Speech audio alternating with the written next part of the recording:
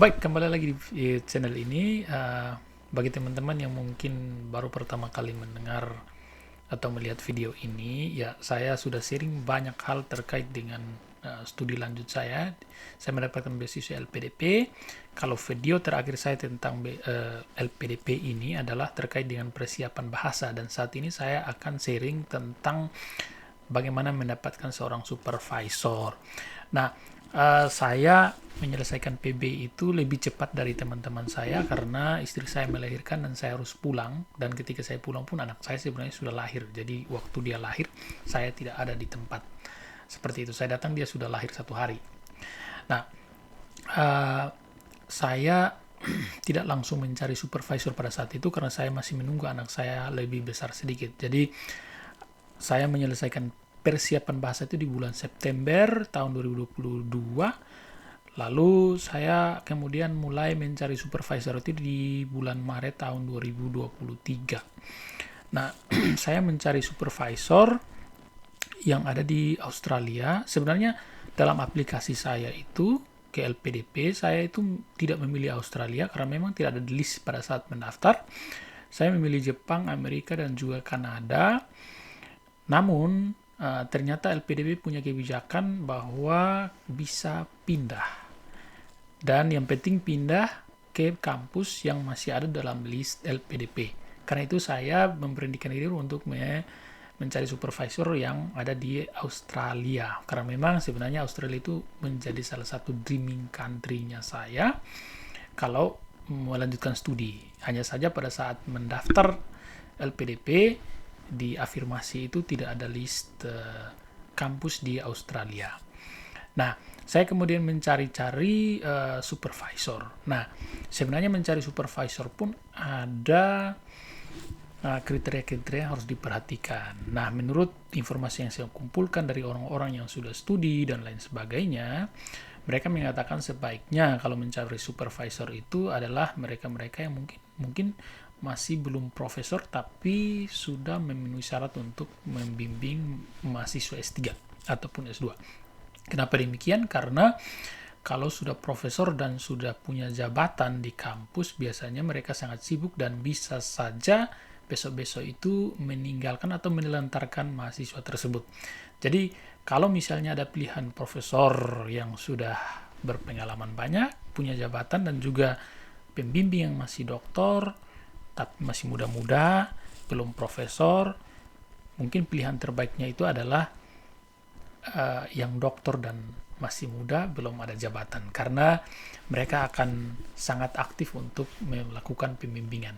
Jadi kadang-kadang kita berpikir bahwa mungkin mereka belum punya pengalaman, tetapi ilmu itu yang penting kita sama-sama atau diperhatikan oleh supervisornya, semuanya pasti akan lancar-lancar saja, dan pasti ketika kita masuk ke sana ilmu itu kita bisa update dengan sendirinya.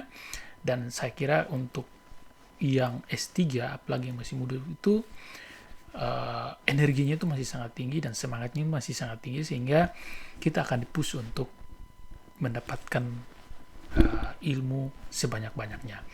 Nah, seperti itu. Dan benar, saya kebetulan menghubungi yang dokter yang sekarang yang membimbing saya saat ini, dan mereka itu sangat-sangat semangat, dan saya merasa bahwa saya tidak ditelantarkan. Bahkan mereka itu sangat aktif. Tiap minggu terus pertemuan, dikontak terus selama minggu itu, dan sebagainya. Nah, sebenarnya sebelum saya mendapatkan supervisor saya saat ini, saya meng-email salah satu profesor yang sudah pengalaman di bidang yang saya minati, yaitu remote laboratory untuk education, tetapi beliau tidak membalas saya. Ya, beliau itu dosen di The University of Sydney.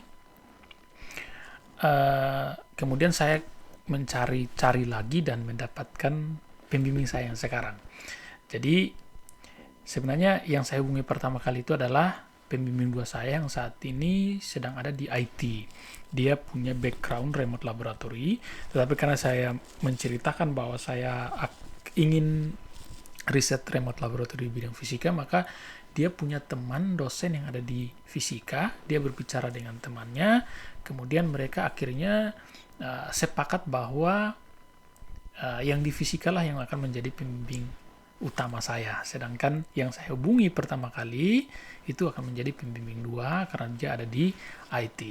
Jadi saya meng-email beliau malam, besok pagi itu langsung dibalas. Waduh, puji Tuhan. Ya. Kemudian kami arrange waktu untuk Zoom dan kami berkenalan di Zoom sebentar, kemudian beliau hanya mengecek kesiapan saya tentang beasiswanya. Saya bilang saya sudah siap beasiswa, LPDP-nya sudah nih. Jadi IELTS saya juga sudah cukup untuk mendaftar. Lalu beliau bilang silahkan tulis proposalnya dan kirimkan ke saya. Sudah, itu saja dalam Zoom itu. Kemudian saya menulis proposal, saya kirimkan ke dia. Lalu kemudian dia membalas bahwa saya berbicara dengan salah satu teman saya di fisika dan dia yang akan menjadi pembimbing 1, dan kita sepakat waktu untuk Zoom lagi bersama-sama bertiga. Ya, singkat cerita kami akhirnya Zoom bersama-sama bertiga, kemudian saling berkenalan. Proposal saya pun tidak direvisi lagi.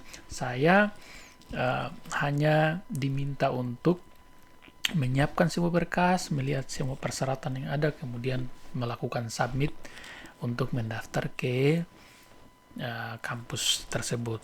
Nah, karena waktu itu saya bahasa Inggrisnya juga masih parah-parah, saya takut salah. Saya akhirnya menggunakan jasa IDP. Jadi saya minta tolong IDP untuk mendaftarkan saya di kampusnya. Jadi saya hanya menyiapkan berkas-berkas saja, seperti ijazah IELTS dan macam-macam formulir yang harus diisi dan macam-macam yang diperlukan. Saya ngirim ke IDP dan IDP yang berurusan dengan kampusnya. Walaupun memang nanti emailnya itu masuk ke kita, tapi sebelum melakukan respon biasanya saya konsultasi dengan IDP, takut salah. Dan sebenarnya mendaftar lewat IDP itu sangat-sangat bermanfaat karena nanti akan diuruskan sampai ke visa pelajarnya dan bahkan dibukakan rekening.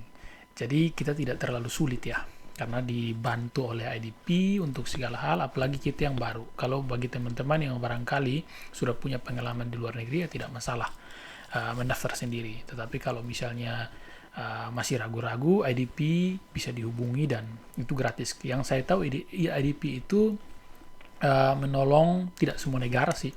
Kayaknya di Australia, Inggris dan sebagainya.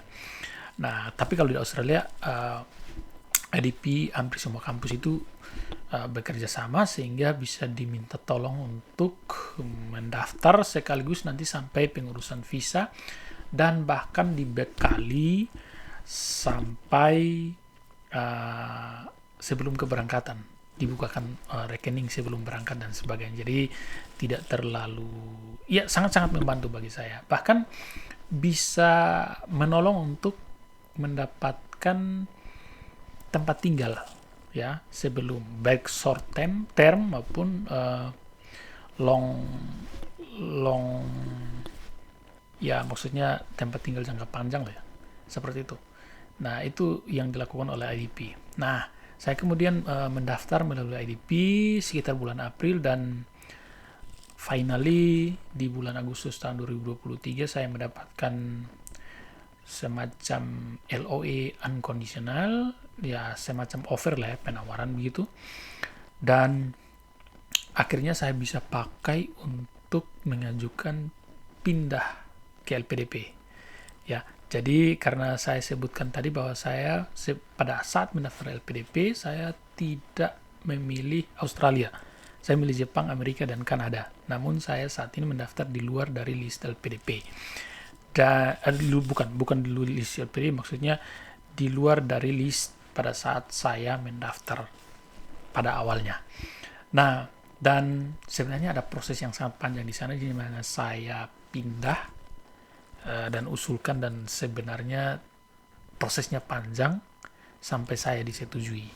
Nah, itu karena di The University of Newcastle ini hanya ada 2 bidang yang diizinkan oleh LPDP dan saya masuknya di fisika, dan karena itu saya waktu mengajukan perpindahan prosesnya sangat panjang, tidak disetujui beberapa kali dan saya sampai galau seperti itu. Tapi untuk bagian ini saya akan ceritakan di video berikutnya. Tapi intinya bahwa kedua pembimbing yang saya dapatkan tadi, saat ini tuh kami bekerja sama, mereka sangat baik. Keduanya masih dokter, masih semangat memfasilitasi saya dengan sangat-sangat baik. Bahkan saat ini saya kira mereka bukan hanya sebagai supervisor saya, tetapi sebagai teman. Karena kami bisa tertawa lepas, bisa berkomunikasi tanpa sekat seperti itu. Dan ya hampir tiap minggu kami bertemu. Bahkan di sepanjang minggu sebelum kami bertemu itu kami bisa berinteraksi lewat email, atau bahkan saya bisa langsung masuk ke ruangan supervisor saya jika saya membutuhkan sesuatu untuk berbicara saat itu, dan itu beliau welcome sekali. Dan ya, berharapnya nanti ke depan juga demikian. Oke, demikian sharing saya. Bagi yang menonton video ini dan ingin berkomunikasi atau bertanya atau apapun tentang Australia dan sebagainya, bahkan bukan di Newcastle, mungkin di tempat yang lain, ya barangkali bisa dikomunikasikan, dan saya mungkin ya punya teman-teman yang tersebar di Australia, saya bisa menghubungkan dengan mereka.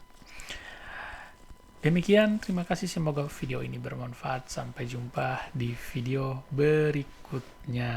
Terima kasih.